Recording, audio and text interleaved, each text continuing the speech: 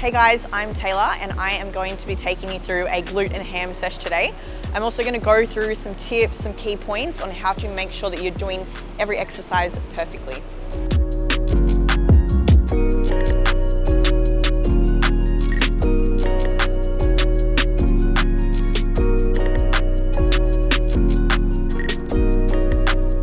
So we're going to start with hip thrusts. One thing I see way too often is girls not actually reaching full hip extension. So they lift the bar like 2 centimeters off the ground and they're like, that's a hip thrust. That's not a hip thrust. You need to target your actual glutes, which is mechanical tension. So the glutes need to be under tension. So with hip thrusts, what I like to make sure is when I'm setting up, to make sure that we are at a good distance between the bench and the bar. So what I like to do is if you put your legs out, bring your other leg up to marry your knee of your lying leg. That will kind of give you a good distance between the bench and the bar. You want to make sure your shins are at 90 degrees. This will help when you are coming up. And then when you come up into full hip extension, make sure that you actually come up high enough. A lot of girls, they load the bar up and they lift the bar about 2 centimeters off the ground. That is doing nothing. You need to be lifting it into full hip extension.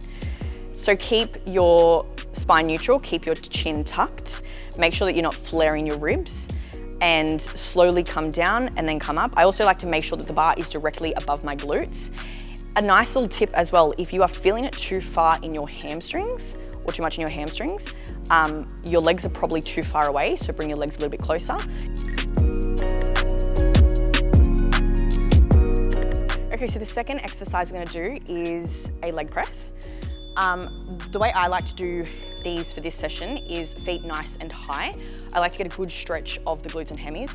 The leg press is probably one of my favorites because you are super stable, you're super locked in. You don't have much room for momentum.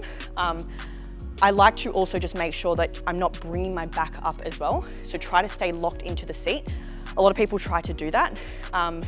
It's just not ideal. So yeah.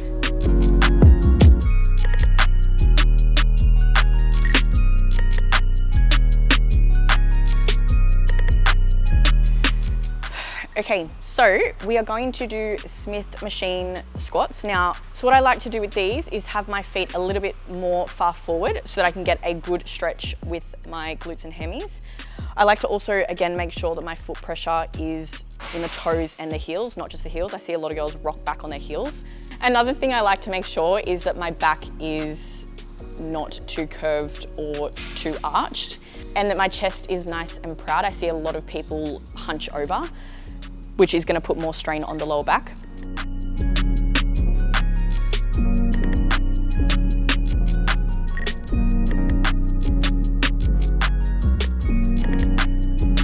So for the third exercise, we are going to do step-ups on the cable. So I like to personally use a shorter step purely because I have shorter legs, but it's kind of finding the right distance for you.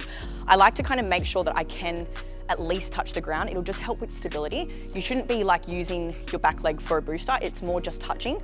If you're somebody that does struggle to kind of use that other leg as a booster, you can put your other foot flat just to kind of give your brain that reminder to not use that foot as a booster.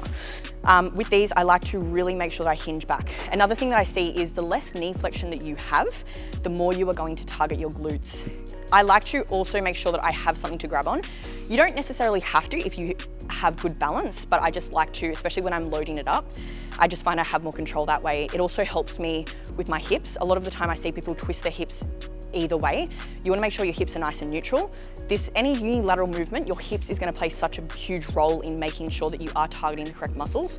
Handle as well, I like to put it in the hand opposite to my working leg, again, just for balance.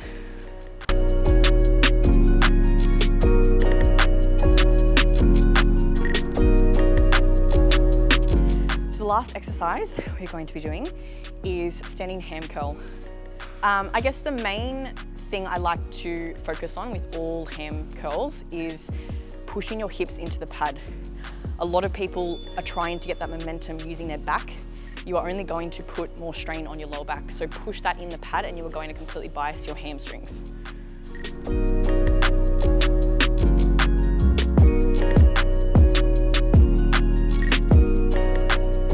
That concludes our glute and hemi session today. If you have any questions or comments, drop them below or feel free to DM me on Instagram at Taylor Townsend.